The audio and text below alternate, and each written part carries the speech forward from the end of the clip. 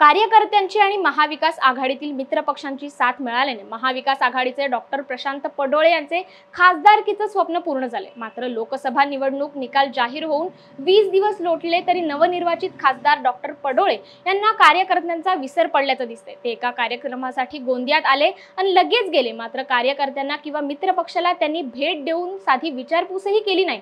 यामुळे गोंदिया येथील काँग्रेस कार्यकर्ते आणि मित्रपक्षांमध्ये कमालीची नाराजी आहे। ठाकरे गटातील युवा सेनेने तर आता पडोळे यांना काळे झेंडे दाखवणार असल्याचे जाहीर केले। गोंदियामध्ये जे खासदार साहेब निवडून आले महाविकास आघाडीने च्या वतीने शिवसेना, राष्ट्रवादी आणि इंडिया गठबंधनच्या सर्व लोकांनी खासदारला मदत केलेली आहे खासदार बनवण्याकरिता।